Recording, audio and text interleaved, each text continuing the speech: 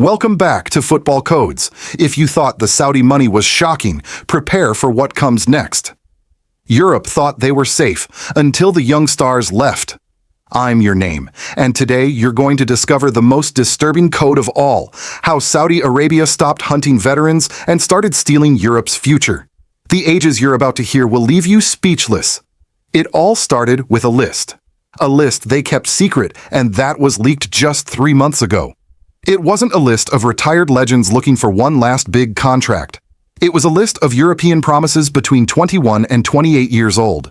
Players who should be defining the next decade of European football. Ruben Neves, 26 years old, Portugal captain at his footballing peak, left Wolverhampton straight to Al Hilal for €55 million.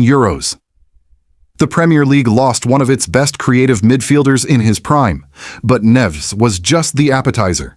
Kalidou Koulibaly, 32 years old, yes, but had just arrived at Chelsea for €40 million.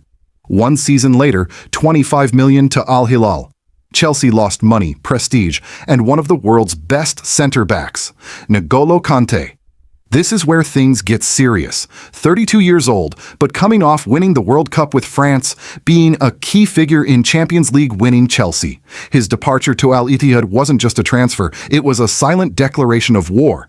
But do you know which signing really set off alarms in every European office? Riyad Mahrez, 32 years old in full form, had just won the Premier League with Pep Guardiola's Manchester City. Al Ahly paid €35 million for a player who easily had 3 more seasons at the highest level. Pep Guardiola said it in a press conference, "I never thought I'd lose Riyad because of money. I thought I'd lose him due to age or injuries, but not this." His words were a confession. Europe had lost control. Here's what nobody saw. These weren't isolated signings. They were calculated moves in a strategy designed to systematically weaken European competitiveness. Each player who left took with them tactical knowledge, experience in European competitions, and most importantly, international credibility. Fabinho is the perfect example. 29 years old, still in his prime, key piece of Klopp's Liverpool. Al Ittihad didn't just buy a world-class defensive midfielder, they bought the tactical secrets of how to play and win the Champions League. They bought Anfield's winning mentality. And do you know what happened next? Something that made all of Europe tremble. The young players started making inquiries. Players of 24, 25, 26 years old asking about Saudi offers. Agents calling Riyadh before Madrid or Manchester. The final bomb came with Aleksandar Mitrovic. 28 years old, lethal striker, had just promoted Fulham to the Premier League. Al Hilal paid €50 million for an attacker who had at least 5 more seasons at the highest European level. Fulham was left without their star. The Premier League lost guaranteed goals. But here's the secret code that Europe took months to decipher. It wasn't just about buying players, it was about buying knowledge. Each signing brought privileged information about how the big European clubs work, their weaknesses, their strategies, their training methods. When Kanté arrived at Al Ittihad, he didn't just bring his passes and physical resistance.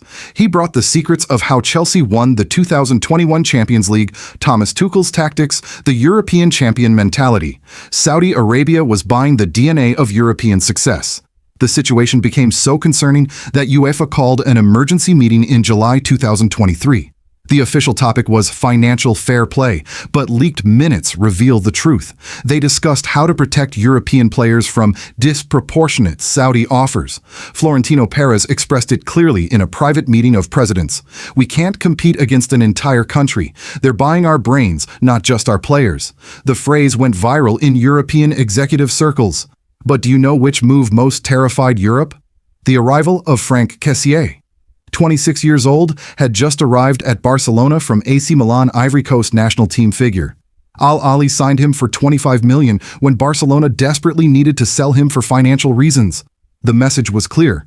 Saudi Arabia could not only take players Europe wanted to keep, they could rescue players Europe needed to sell. They had become financial saviors and, simultaneously, sporting executioners of the continent. Sergej Milinkovic-Savic was the most painful example. 28 years old, had been Real Madrid, Juventus, and Manchester United's dream for a decade.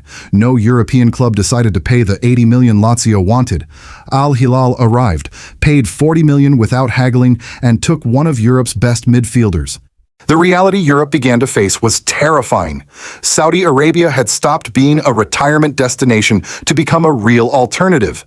Players in their prime chose Riyadh over London, Madrid, or Paris, not for lack of European offers, but because the Saudi proposal was simply irresistible. Otavio was the straw that broke the camel's back. 28 years old, Porto champion figure, Portugal international. Al Nassr signed him when Real Madrid and Liverpool were negotiating his signing. Europe lost an opportunity. Saudi Arabia gained another football brain. Here's the most disturbing code. This lost generation represents the future Europe won't have. These are players who should be defining the next 5 years of Champions League, Premier League, La Liga. Instead, they're building the credibility of the Saudi Pro League. But the most chilling is yet to come. Internal sources reveal that the Saudi list for 2025 includes names that would shake the foundations of European football. Players of 23, 24, 25 years old that nobody imagined could leave Europe in their best moment. The code is clear. Europe no longer controls the transfer market. It no longer decides who stays and who goes. Saudi Arabia has demonstrated they can seduce any player of any age from any club. Do you want to know what's the master plan behind these signings? How each stolen player forms part of a broader strategy to control the future of world football? Don't miss the next episode of Football Codes, where we'll reveal the silent strategy that's rewriting the rules of the game. Hit like if these names impacted you, subscribe to continue deciphering the deepest codes of football, and comment, which European player do you think will be next to fall? See you in the next episode, where the codes become geopolitical and the revelations more dangerous.